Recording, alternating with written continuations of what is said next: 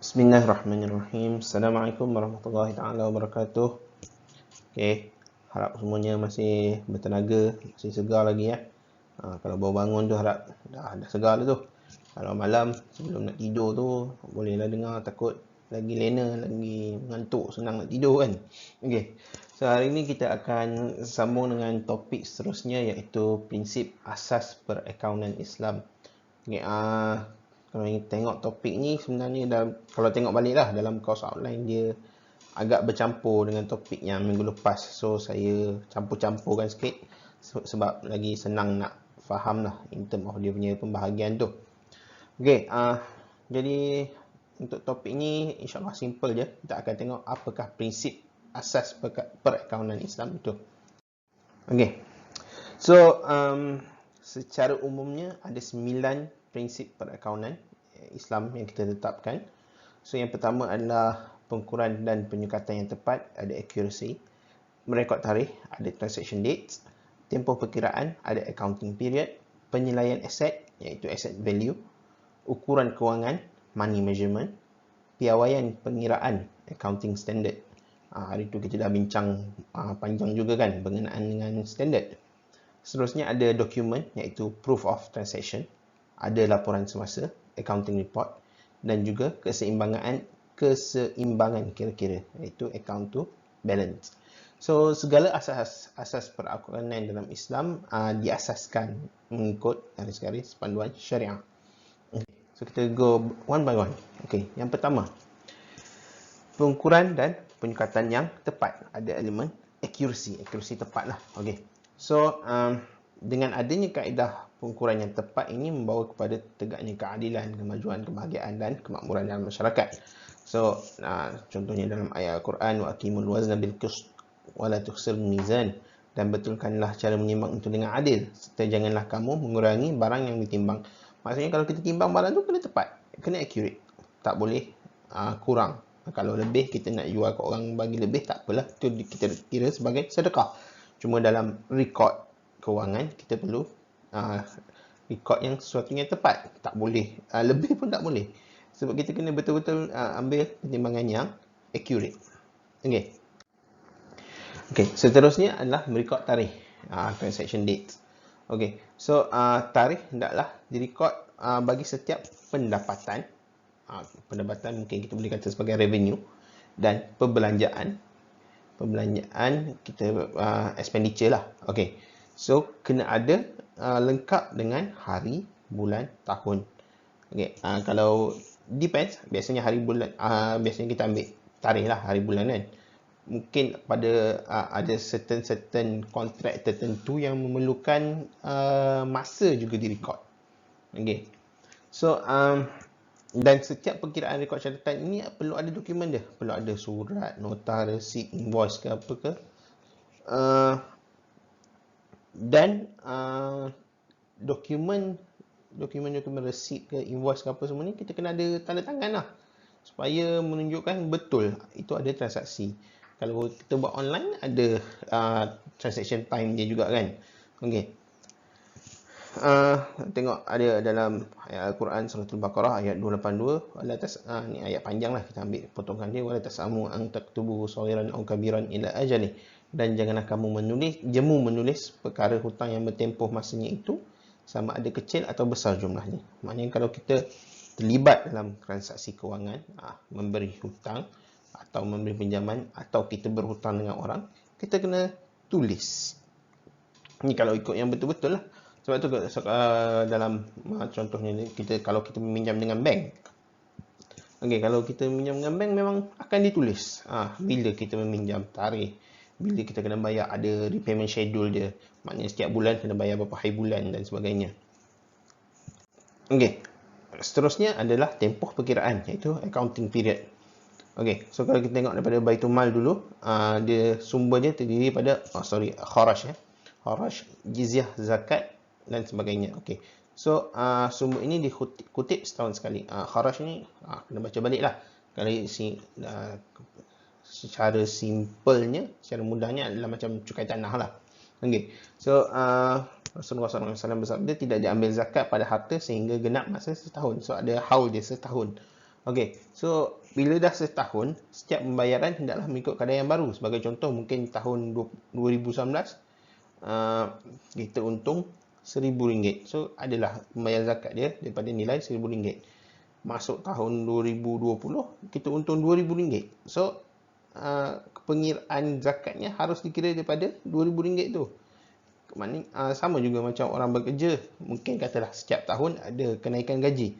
So setiap tahun jugalah harus diubah suai, di-adjust kadar bayaran zakatnya. Okey. Dan kalau kita tengok amalan zakat ini seiring dengan cukai tahunan. Maknanya kalau biasa kita bayar cukai kan setiap tahun, mungkin anda belum bayarlah, tapi setiap tahun akan ada bayaran cukai. Konsep dan bayaran cukai itu juga berkadar dengan pendapatan. Maknanya kalau pendapatan kita meningkat, lebih banyaklah cukai yang perlu dibayar. Okey. Dalam konteks perakaunan sekarang, kita tengok perakaunan syarikat lah.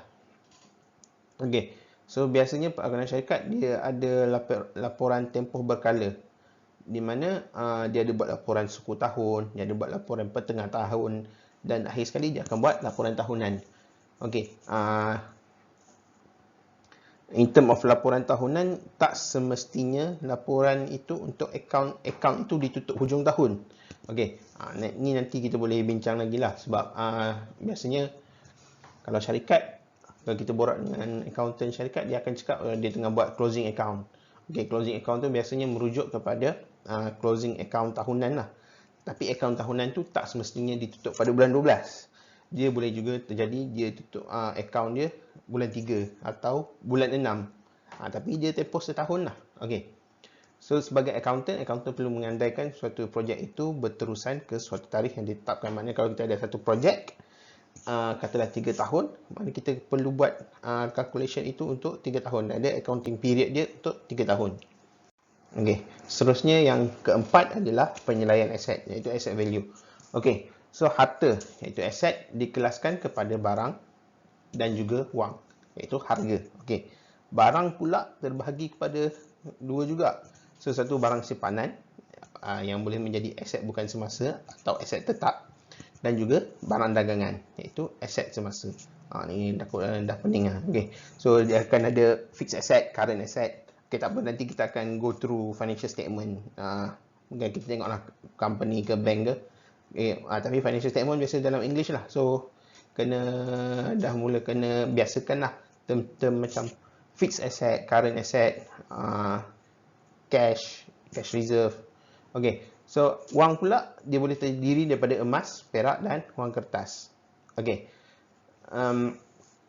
So dalam banking dia kalau dia boleh jadi M1. Money tak semestinya duit tunai, duit cair. Tapi M1 tu terdiri daripada duit yang very liquid asset. So kalau ada M1, ada M2, ada M3, ada M4. M4 ada kot kalau tak silap. Itu tak apalah, dia dah masuk subjek banking dah. Okey, tak apa. Okey, so penilaian aset ini merujuk nilai semasa. Okey. Kerana nilai suatu aset tu bergantung kepada manfaatnya. Okey. So dalam membuat penilaian semasa ni penting juga untuk kita ambil kira penilaian masa hadapan. Ini kita panggil sebagai future value. Ya, apa benda pula ni complicated sangat. Future value lah, current value lah. Tak apa. Itu nanti kita go through one by one nanti. Tak ada masalah. Okay. So dalam surah Al-Baqarah ayat 16, ulaika allazina ishtaraw ad-dalalata bil huda fama rabihat tijaratuhum wa ma kanu muhtadin. Okey, mereka itulah orang-orang yang membeli kesesatan dengan meninggalkan petunjuk, maka tiadalah beruntung perniagaan mereka dan tidak pula mereka memperoleh petunjuk hidayah. Okey. So menurut Imam Tabari, keuntungan adalah bandingan nilai jualan dan nilai tukaran. Okey. Sebab apa? Peniaga akan memberi barang lain bagi menggantikan barang yang dijualnya. Okey. Dan ahli fiqh menilai barang dagangan dan simpanan berdasarkan nilai pasaran semasa pada akhir tahun. Sebab kita kena ada satu in a way macam standard lah. Kita kena ada satu standard, satu rujukan yang kita boleh pakai untuk buat satu valuation. Okey, contohnya tahun ini kita ada stok 300 almari yang tidak terjual. Okey, pada harga apa yang kita nak letakkan almari yang tidak terjual tu? Takkan kita nak recognizekan itu sebagai satu loss. Sedangkan kita masih boleh jual almari tu pada tahun hadapan. So, kita kena letakkan satu value untuk record dalam account. Okey, so untuk nilai value almari itu, kita boleh pakai nilai pasaran semasa lah. Tapi pasaran semasa pada kita boleh buat time closing, iaitu kalau dalam konteks ini pada akhir tahun. Okey, so penilaian aset juga melibatkan kos sejarah, iaitu historical cost. Okey. Okey, rekod satu kos urus niaga ialah segala kejadian melibatkan kewangan direkodkan mengikut kronologi satu demi satu. Okey. Kos ialah nilai pertukaran pada ketika waktu aset diperolehi. Maknanya dalam konteks kita, katalah kita beli kereta Myvi yang bernilai 50,000 lah katakan. So, kos kita membeli Myvi adalah 50,000. Dan katalah kita beli pada 1 Januari 2020. So, ditulis pada rekod kita beli aset itu pada 1 Januari 2020. Okey. Okey, contoh lain. Okey, so nilai pertukaran satu barangan boleh ditukar secara objektif dengan fakta. Okey, ini kita tengok contoh lain. Okey, contoh harga rumah yang dibeli pada 1 Januari 2020 ialah 300,000. 5 tahun akan datang, harga rumah tersebut mengikut nilai semasa, current value, ialah 400,000. Tapi, historical record atau historical cost masih kekal sama, iaitu 300,000. Maknanya kita cakap dekat orang, kita beli rumah tu harga 300,000. Kita tak cakap dekat orang kita beli rumah tu harga 400,000. Cuma current market value rumah itu adalah 400,000. On paper, kita nampak kita untung 100,000 lah. On paper lah. Tapi of course ada cost lain lah, transaction cost lain. Kena bayar cukai itu, cukai inilah. Tapi in term of recording, dalam konteks ini kita pakai record kos pembelian adalah 300,000. Okey. Okey, yang seterusnya adalah ukuran kewangan, iaitu money measurement. Okey, so dalam konteks sekarang, alat ukuran paling tepat dalam menentukan nilai harga tak ada yang lain lah kot, wang lah. Okey, so Ibn Rushd mengatakan telah nyata dalam syarak keadilan muamalat ialah mendapatkan persamaan sebanyak mungkin. Dan jika sukar, dinar dan dirham lah dapat menilai harga sesuatu barang. Okay. So dalam Islam, tujuan ukuran adalah untuk kiraan nilai yang adil, supaya nilai harta tersebut digambarkan dengan benar. Fuqaha menggunakan ukuran emas dan perak untuk menilai wang kertas dan menjaga perubahan kuasa beli dalam masa tertentu untuk mengelakkan penindasan. Okey, contohnya bayar zakat. Okey, kalau ikut zakat, contohnya kita ambil padi lah. Okey, so zakat padi, kalau ikut zakat padi kena bayar dengan beras. Atau contohnya zakat fitrah, kalau ikut zakat fitrah, tak ingat mazhab Syafi'i kalau tak silap, kena bayar dengan makanan ruji, iaitu beras lah di Malaysia. Okey, tapi kalau apa yang kita buat sekarang, kita bayar dengan nilai harga kan, kita bayar dengan ringgit. Okey, so sebabnya susahlah kalau kita nak bayar dengan beras, berapa banyak beras yang kita nak angkut dan lepas tu nak distribute pula kepada orang susah. Contohnya kalau zakat ternakan, nak kena bawa seekor lembu ke pergi dekat pusat zakat, macam lagi senang mungkin kalau kita jual lembu tu dan dapatkan wang, ataupun kita bagi je lah nilai seekor lembu tu kepada pusat zakat. Lebih mudah lah, dan pusat zakat itu sendiri pun lebih mudah untuk nak distributekan atau agihkan duit itu kepada orang-orang yang memerlukan. Okay. Seterusnya, ciri yang seterusnya adalah piawaian pengiraan, iaitu accounting standard.